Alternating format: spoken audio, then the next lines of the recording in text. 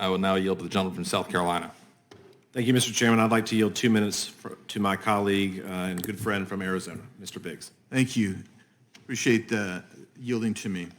I'm going to ask you, Mr. Brnovich, is it absurd on its face to argue that the same federal government that is not protecting the sovereign state from an invasion under Article 4, Section 4 also gets to determine the definition of what constitutes an invasion?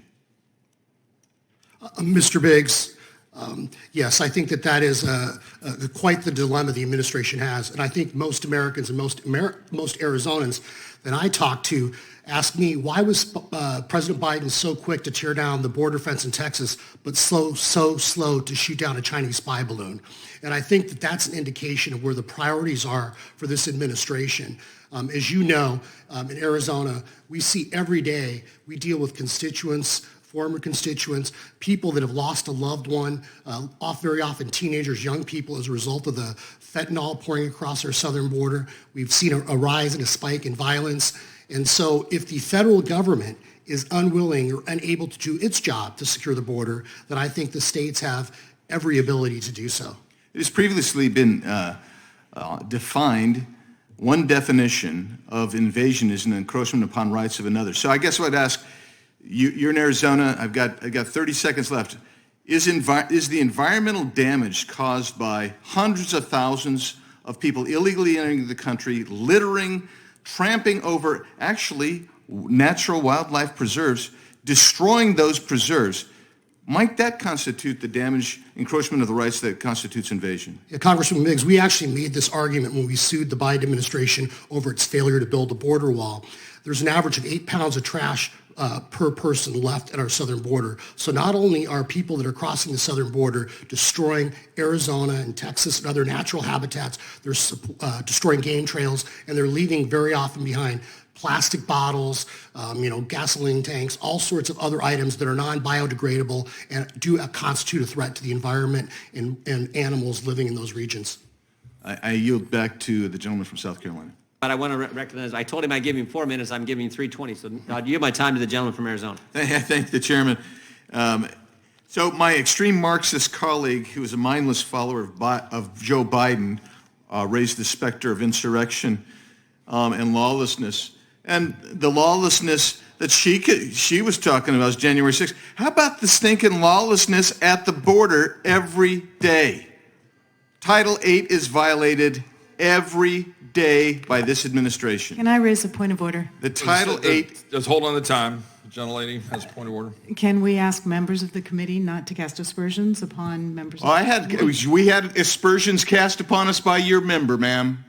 Yeah, I mean, my observation is that extreme MAGA is used on a daily basis by the second, and so saying extreme Marxist is fair game. You'll have the gentleman from Arizona continue. Thank you. So the lawlessness that you see is coming across the border every day, failure by this administration to enforce the law. So let's get back to this. And I would just want to say one other thing. This is relative to what we've heard from one of our panelists. He's conflating, again, immigration law with border security. Now, there's a reason that you have 3 provisions in the Constitution that kind of addresses Article 1, Section 10 twice, Article 4, Section 4. One is dealing with invasion, and that is the security and safety of the nation, of those sovereign states.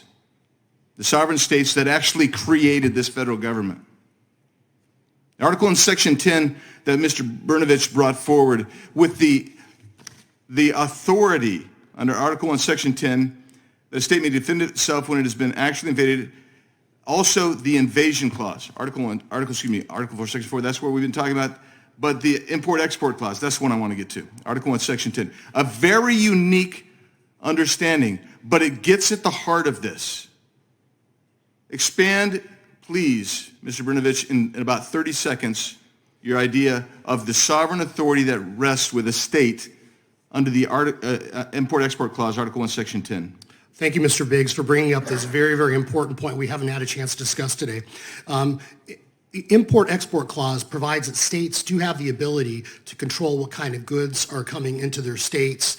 And even if you accept the premise of what other members of this committee have talked about as far as states not being able to enforce immigration law, That's generally true. However, states can control what is coming into their states. And so, for example, in Arizona, we have 10 ports of entry. I believe in Texas, there's 28 ports of entry. If the Biden administration wants to create an 11th or 12th or 29th or 30th port of entry, then Congress and the federal government can do that.